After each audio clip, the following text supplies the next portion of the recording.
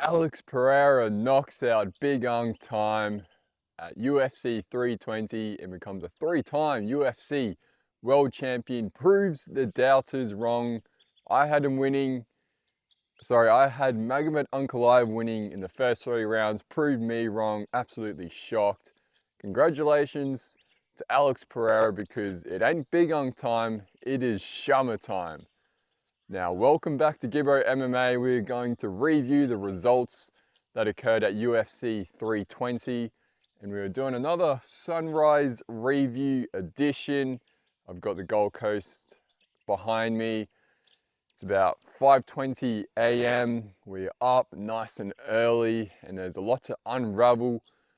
So we are gonna start with the main event. Alex Polton. Got fucking flies and shit all on my legs. Alex Polton was a 3-1 underdog coming into this fight. And when I was doing the preview for this, I was not supremely confident, but I was confident in Magomed Ankalaev. I had him winning in the first 3 rounds by knockout. And why that was just because I think it was not Polton's time anymore. It was Big Unk time.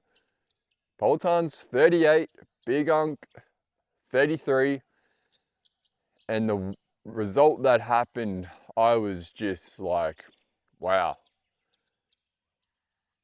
Just left sort of speechless. Just got to give all of the praise to Pereira. He just came out there and just fucking reminded us, hey, I'm the fucking CHAMA. I'm the guy that pulls out the bow and arrow and gets my prey. It was hunting season in there. So well done to Pereira, man. Like, the guy was coming off that loss. He had sort of excuses, but hey, it seemed to be. He was compromised in that last fight. And he was a little bit injured, overdone, traveling the world, doing all this and that. But having a good camp, dialed in, best weight cut he's had, he reckons. And he just came out from the very first second, aggressive on the front foot, no nonsense, and just fucking starched Ankalaev, rocked his eardrum, equilibrium went off, Ankalaev went down. And when he went down, I was like, okay, he'll probably scramble here, but he just kind of protected his face, laid on his back, and Pereira just went with the onslaught of 12 to 6 elbows and got the finish. Ankalaev he was defending himself, but he wasn't moving, fighting back, changing the position, and Herb Dean had to step in. Great call, and man, back to the drawing board, too Big Unk. Like, yeah, I was giving him a lot of praise. I was like, yeah, this is Big Unk's time, and Pereira said, no, no, no, CHAMA time. And, 3-1 underdog, first round knockout, made it look so easy. And that's what I love about this sport is you can be confident in things, pick a fighter to win, and just be completely wrong. And that's what I love about this. And this is what makes it so fun is then now we're standing here after the preview, now in the review going, shit, this is what happened. This is what we were talking about. And this is what we thought would happen, and it didn't. And it just keeps us guessing. The roller coaster of MMA continues to be a hell of a ride, and that's what Pereira did for us. He took us on a hell of a ride, being on that loss. A lot of people were counting him out. People were counting him out. I was, and I'm a CHAMA fan. Don't get me misconstrued. I'm a CHAMA guy. But when I make picks, I have to take away my biasy emotion and go full logical. And the logical pick was Ankalaev. He was the favorite. And he did not look like the favorite in there. And CHAMA just proved us all wrong. So well done to him again. It is just, so happy for the guy. Very happy for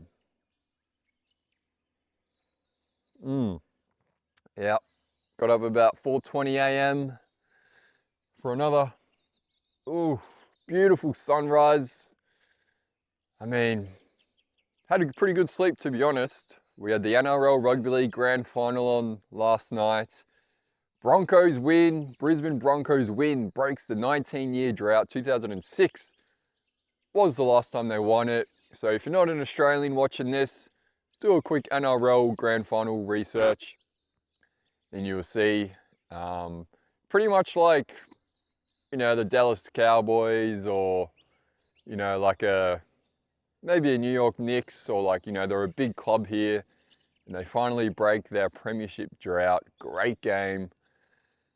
And so yeah, I was trying to prep for this review kind of while watching it. It was hard because it was such a good game, um, but yeah, if you're new here, be sure to hit subscribe. On the preview, we're at 69 subscribers, great number, but now we're boosted up to around almost 90. So I appreciate the support, guys, very much appreciate it, and we'll continue to keep going. Appreciate the feedback on the views, on the backdrop. Someone said it was a green screen, so I might be getting an Oscar for best picture at the Oscars, if that looks to be a green screen. We've got the sun just popping up now. Boy, what a beautiful morning. But yeah, appreciate the support.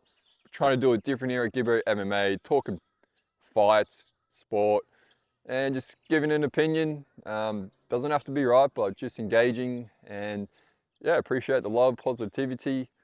But to the people coming in after the fight going, yo, CHAMA time, fucking you're so wrong. Where were you in the preview?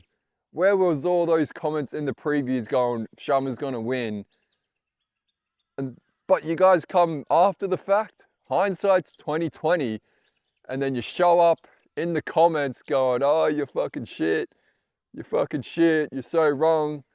I'm like, well, where was this energy in the preview? Come on, guys. Hey, appreciate you coming back to my videos, telling me I was wrong. CHAMA time, like, hey, like, I'm a CHAMA fan, don't get me wrong. And CHAMA fans, Peloton fans, holy fuck. I mean, if you pick against him, they take it personal. That wasn't a personal pick.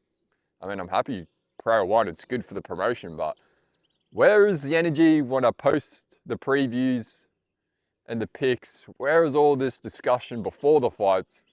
You guys are coming in after the fights, after the fact. Hindsight's 2020, live and die by the sword, but hey, again, thanks for coming back to my videos and letting me know, appreciate it. Some good negative comments, I'll take it. Some personal attacks, I'll take it. But yeah, it's all positive here. People, yeah, I guess it is fighting. People can take it personally when you pick against their fighter, but not a personal pick against Peloton. Jeez, I was like, boy, I'm just making a pick. Don't shoot the messenger. But that is the fight game, whether you're fighting in the octagon or talking about it like I am. You got to deal with this. But yeah, again, in the previews, please bring the energy, that energy in the previews as well. That's what we want.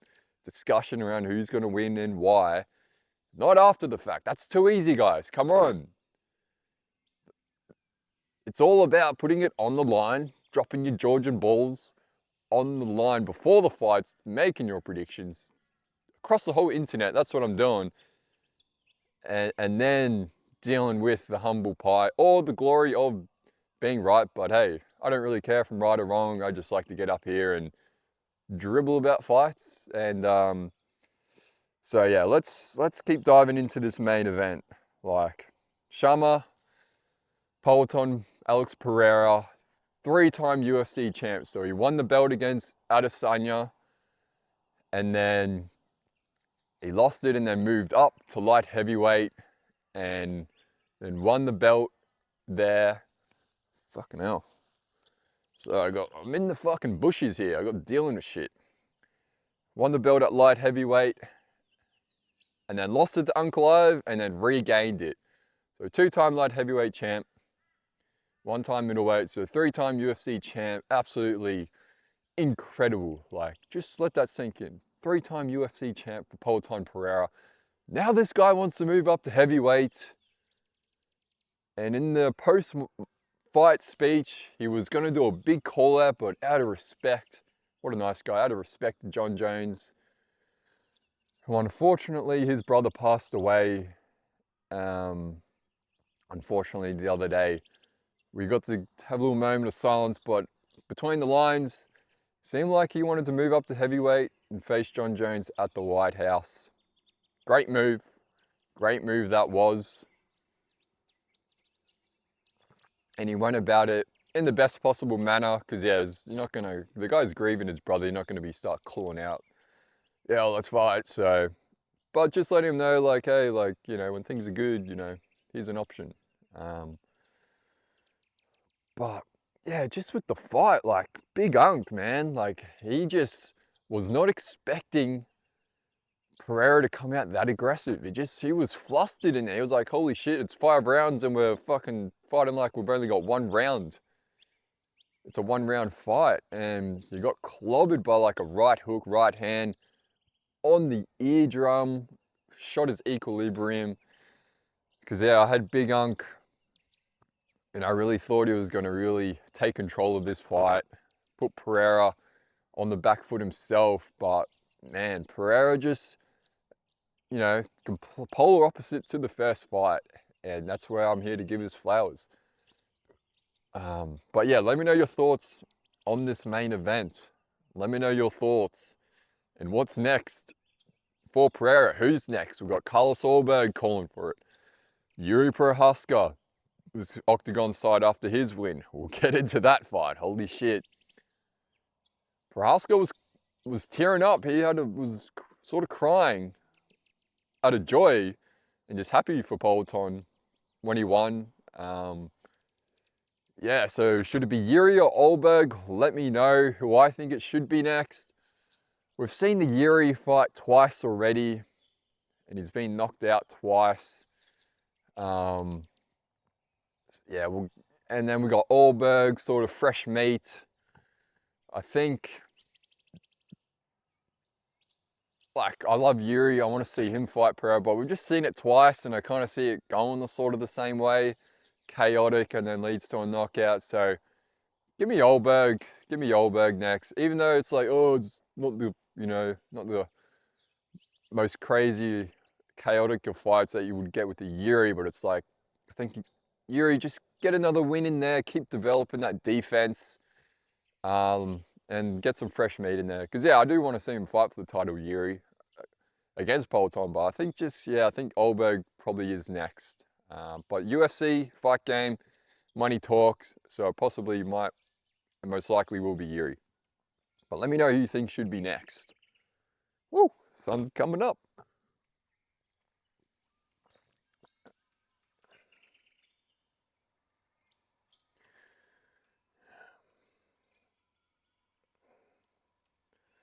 So yeah, not much more to add on that. Other than Alex Pereira, just a beast, moving up to heavyweight, possibly. Dana White at the press conference wasn't too keen on it yet, because he said there's still more fights at light heavyweight. So, you know, you got Tom Aspinall, Cyril Gane fighting at the end of the month, heavyweight belt. So could we see maybe a Pereira Aspinall, Pereira Gane?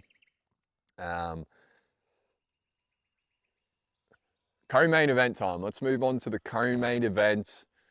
Merab Dvalishvili gets the decision win over Corey Sandman Sandhagen, and gets his 3rd consecutive title defense in 2025. This guy's cementing himself as a UFC or MMA in itself bantamweight GOAT.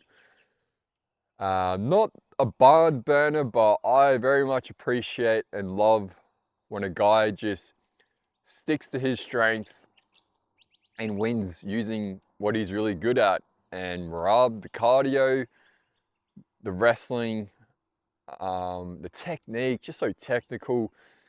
And like, why wouldn't you just keep doing that if it's working? So he gets the decision win. I think it was like 49-45 across 2 judges' scorecards, and then a 49-46. I believe that round 2 was a 10-8 on a couple of judges' scorecards.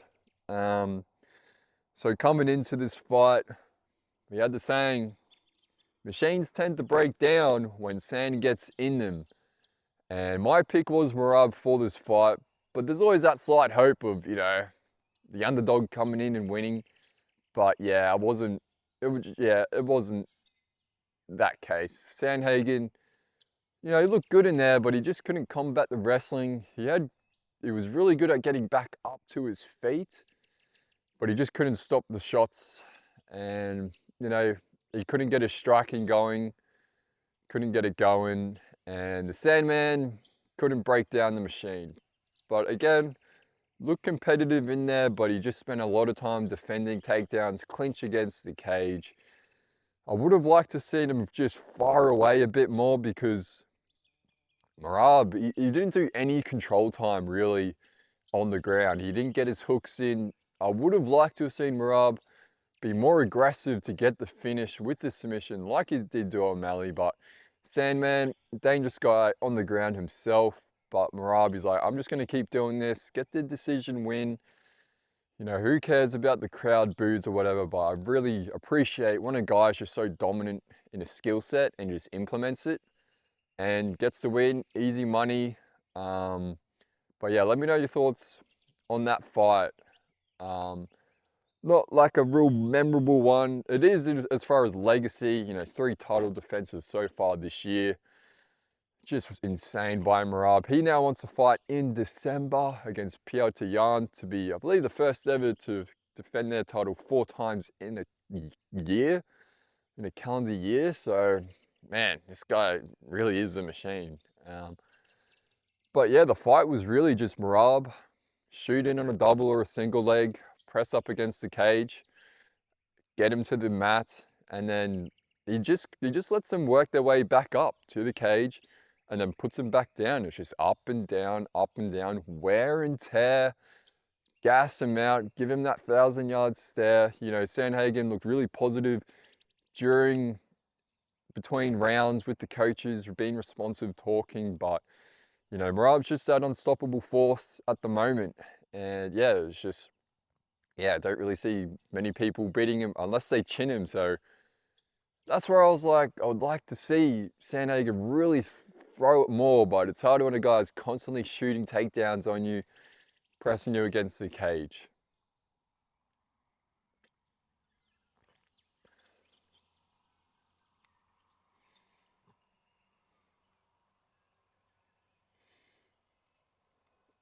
Yeah, so Merab's so dominant. Would have liked to have seen him, again, go be more aggressive for the finish. Because yeah, let's have a quick look at he's on a 14 fight win streak, Merab. Like, he hasn't lost since 2018 to that technical knockout when he was in that guillotine against Ricky Simone. So 14-2 in the UFC. So yeah, he beats O'Malley for the title last year by decision. And then he was the underdog against Umar, wins by decision in January this year. Submits O'Malley round 3 in June. And then decision against Corey Sandhagen. So 3 title defenses this year. He's wanting to fight in December. Dana's pretty open to the idea. So Pereira seems to be the next guy up. So that would be insane if he could do 4 in 1 year. But yeah, I would like to see him go for more finishes. I guess it's just hard at this level because yeah, he's got over his whole record, which is 21-4. He's got 3 wins by knockout, 2 by submission, and 16 wins by decision. So, like, he ground and pound. Last time he knocked someone out was in 2021, ground and pound against Marlon Moraes, where Merab almost got knocked out. Oh. And so yeah, he's very much, becoming that machine decisionator, but it's working. It's working. So yeah, but yeah, Sandhagen, he got another shot at it. couldn't quite deliver. If we look at the rankings, you know, he'll have to defend his spot against someone. Let's see, because he's ranked number 4, so you got, yeah, it's pretty, the rankings are pretty booked up at the moment. Yeah, because you got maybe, yeah, Sandhagen O'Malley. I think that's the fight to make. 2 strikers going at it. That'll be exceptional. That'll be really fun. But yeah, let's keep this rolling. Now we go on to Yuri Prohaska. Khalil Roundtree. Prohaska gets the round 3 finish. Hail Mary, last 2 minutes or so. He was down 2 rounds. My pick coming into this was Khalil Roundtree. I just thought over the 3 rounds he could be more critical and technical and get the win. And that's what we were seeing in the first 2 rounds. He had the speed advantage. Yuri just couldn't find his feet in there. He just looked a bit, I don't know, slipping and sliding, getting touched up. Khalil was looking really good in there. And then it was round 3 and his coaches are like, to Yuri, you got to finish him, man. You're down 2, you got to go in there and finish. And he's like, let's go for that. And it just ended up being a phone booth fight in round 3. So entertaining. And yeah, so I picked Khalil, but obviously I'm a huge fan of Yuri. So got the win on both sides. Lost the pick, but got to see one of my favorite fighters of all time win. Again, picks, I take out the biasy. And Khalil was the underdog, $2.60 underdog, good value. And he was very much showing like, yeah, this guy is really good stand-up.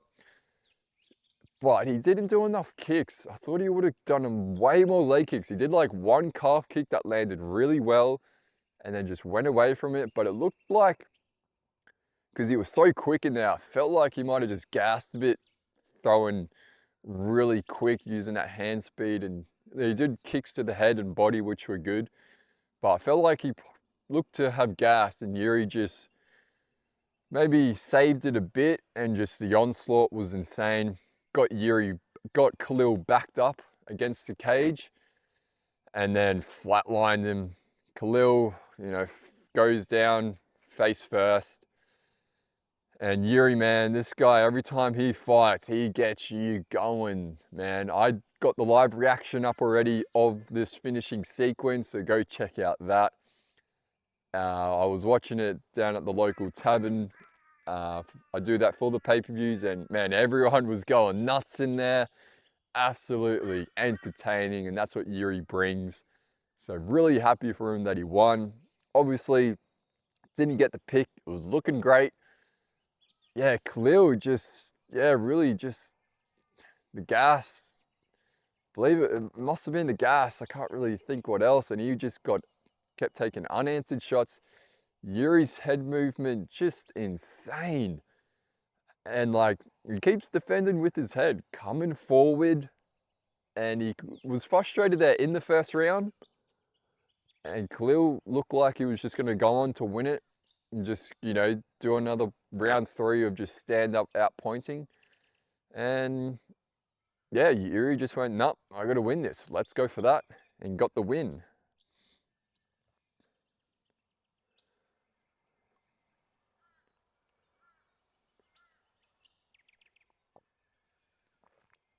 Just saying if there's anything else.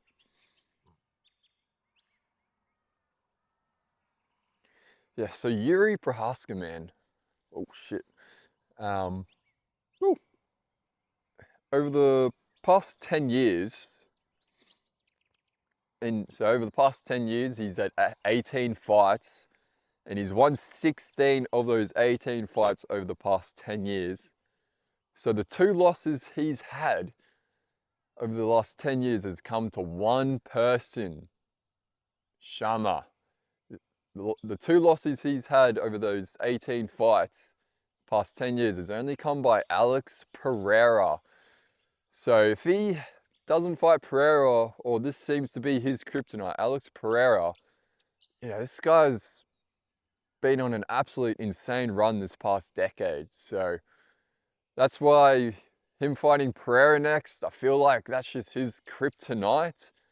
Do you think he should fight Pereira next? And because I think it will be the same again, because he's still getting caught. Like Khalil was landing him with some hectic shots, but Khalil doesn't have that Pereira power. Like Pereira power, CHAMA power is just different. Like you saw it with Ankalaev, just fucking rocked his head. And I think he needs to continue to develop that defense, implement it into his dynamic striking and head movement when exiting, because he's still getting clipped in there. Khalil, he hit him with some big shots. Hats off to Yuri for taking them both. Pereira, like you saw in the last two fights, Pereira knocks you out. So that's why I'm not keen on that fight next. But Yuri, man, 18 fights past 10 years, 16 of them won, 2 losses, only to one guy, which is Pereira. So, well, like, yeah. So hats off to him. So yeah, but yeah, again, good performance by Khalil again, up until the last 2.5 minutes of the third round. Looking great in there. Just, yeah, not his night. What can you do when you got a guy like Yuri? And I said Khalil needed to start off really well. He needed to get going straight off the bat. Don't let Yuri get comfortable. And he did that. Started off really well, looked in control, won that first round really convincingly. And then, yeah, it's just, I think it's just Yuri, man. What can you do when that guy starts coming at you like that? So I'm not sure what else Khalil could have done. I guess if he could have just been able to circle away a bit more, but you know, it's just hard. It's just hard when you're tired and you got a guy like Yuri coming at you. So yeah, like head up for Khalil. Look great in there. He'll be bouncing back. They got fight of the night. This was my fight of the night coming in, so I did get fight of the night. And Yuri got a performance of the night too. So Yuri walked away with 100K in bonus, and so did Peloton. Peloton got a performance of the night. And as we move on, don't think there's much else to go about there. But as we move on to Yusuf Zalal, whew, boy, he armbars, submits Josh Emmett, made it look so easy.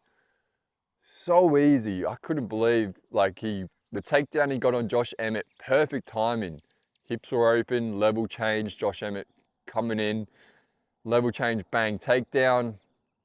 Looking for a triangle at first, switches to the armbar, and Josh Emmett verbal tapped because his hands were all tied up in there. Verbal tap, so good stoppage, and Zalal letting go.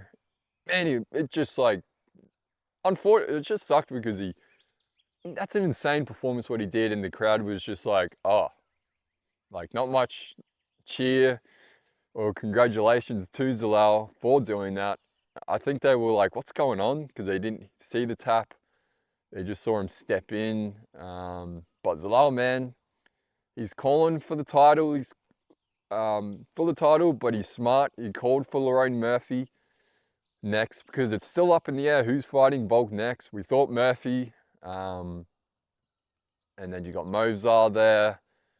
So he calls out Lorraine Murphy next. That'll be a good fight. But yeah, man, for him to do that to Josh Emmett, like, because he fought Ilia Topuria, Josh Emmett, went 5 rounds, insane war, got pieced up by Topuria. Zalal fought Topuria, and it was a back and forth fight. Took it on short notice. Zalal was really competitive in there. I think he lost 29-28. And then he goes in there and just bulldozes Josh Emmett to the armbar. So, you know, if Zalal keeps climbing, you know, like, Topuria is that lightweight now, but man, him and Topuria rematch would be awesome if Zalal were to then go up, become a featherweight champ, and if Topuria is still at the lightweight division champ, that'll be a fun fight to make a couple years down the track. But yeah, gotta give Zalal his praise. Didn't get a bonus for that. But yeah, Josh Emmett, man, he's fighting tough guys. Like, he's fought a lot of tough guys. He's 40 years old, super powerful. Like, he got that crazy knockout over Bryce Mitchell. But as you know, Bryce Mitchell's, hasn't been performing well at featherweight, so he moved down to bantamweight. So I'm not sure what's next for Josh Emmett. Just put him in some fun fights. Put him in some fun fights. And then we move on to Joe Pyfer, who kicked off the main card. And he came out and started wrestling Abus Magomedov. And we're like, what the heck? What's he doing? You're a striker, you knock people out. And credit to Joe Rogan. Joe Rogan's like, Abus gets tired, and maybe this is a way to get him tired. Don't let him just stand there and chip away. Get him tired. Pyfer survives the submission attempts, and going into the second round, Abus was, tired on the back foot. So he was just constantly having to engage in the clinch, and then that's when Pyfer gets him down and chokes him out. So Pyfer gets a performance bonus in the win column. Well done to him. He's got Dean Thomas in his corner. He trains with Sean Brady. So he's definitely, getting more smarter in there. How can he use, not just be a one-hit wonder with his power, mix it up. That's what he did. So great signs showing him, because he got put up against Jack Manson in that main event. Got sort of, put up a whole nother level and got shown like, yep, still got to go and work on things if you want to fight at this level in the top sort of 10 rankings. So yeah, that fight against Abus has shown a lot of growth in Joe Pyfer. So again, congrats to him. And yeah, so that's the main card. And I'll quickly skim through the prelims, because yeah, that sun's coming up now. Been going on for probably 30 minutes now.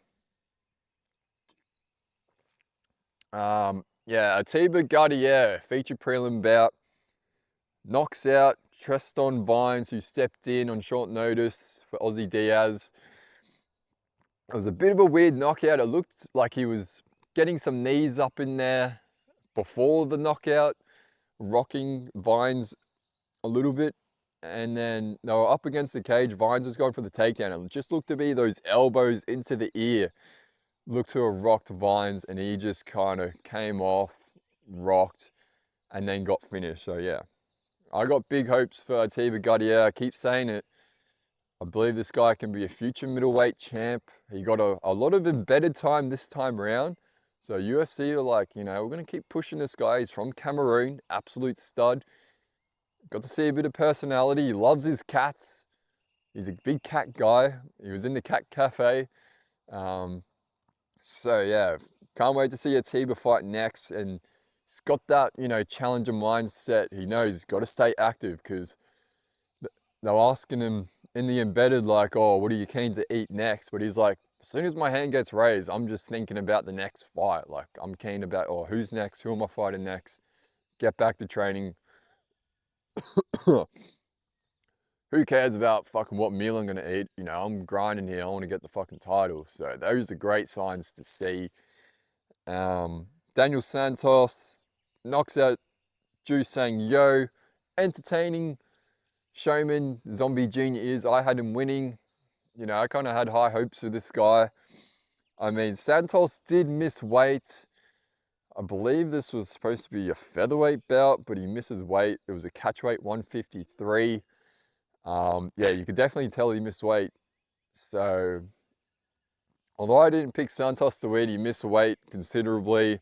But Ju Sang Yo, I think he needs to go back and it's entertaining what he does, but he's exiting and retreating with his hands down, chin up, and eventually you're going to get caught. That's exactly what happened. So yeah, Jakub, Polish guy, makes his debut against Patchy Mix. And yeah, Patchy Mix, UFC debut against Mario, gets put down to the prelims. Unfortunately loses a split decision. People saying he was very much hard done by. Yeah, I'd agree, it was very close. And he definitely won the third round. believe it came down to the second round, which was really close. But man, Patchy Mix, man, he just, I don't know, like he's got no hop in his step at all. Very cemented to the ground. Yeah, like he very much showed like he's not a ranked fighter in the bantamweight division in the UFC, despite being a Bellator champ. Like you saw it against Mario, like he just very much got shown the high level the UFC is, and he was versing the Polish guy on debut. And yeah, and when he did get Yakib, when he did take him down, got a bit of damage off, but a lot of crowd boos. Because yeah, like I want the best for Patchy Mix, all these fighters, you know, you want the best for them, but yeah, just a lot of just holding on in the fight. Would have liked to have seen him get more damage off, which could have, which would have edged him on the judges' scorecards. Because yeah, like he didn't get the decision. Yeah, it just came down to that round two. Yeah, it sucks seeing a guy lose on a tough split decision, especially Patchy Mix, because he needed that win. He's 0-2 in the UFC. You really needed that win. Got put down to the prelims against the guy on debut. So yeah, I hope he can bounce back. Yeah, very unfortunate for Patchy Mix. Well done to Yakib. He got the win though. He got the win. Edmund Shabazian, man, wow, he knocks out Andre Muniz, rocked him with the, I believe it was a Czech left hook. Rocked him and gets the finish. But yeah, I didn't watch the early prelims, just saw a lot of decisions. We got oh yeah, Ramiz Brahimaj. He gets another guillotine choke. I I actually did a little video when he got his other submission choke, which ended up popping back up. So he was an underdog again in this fight. Yeah, against Billy Ray Goff in May. He got the round one gilly against Billy Ray Goff, and now he gets a round two gilly. So rare, the round two gilly. So Brahimaj is the gilly man now. He's taken the flag from Dustin Poirier, even though Dustin Poirier, I believe, hasn't got a guillotine, but Brahimaj, again, underdog, gets this guillotine. So yeah, huge raps for him. But yeah, we'll leave it at that, guys. Again, thanks again for watching. Let me know your thoughts on the UFC 320 card and the results. How you liking the sunrise? We're at about, yeah, almost, yeah, 6 a.m. now. And yeah, appreciate the support again. Be sure to hit the subscribe. We'll be previewing Charles Oliveira versus Mateusz Gamrot, UFC Rio de Janeiro in Brazil. But that's the UFC 320 in the books. Hats off to CHAMA time. It is CHAMA time. Unlucky for Ankalaev. Yuri charging through. And Merab again dominating. Third title, third defense this year.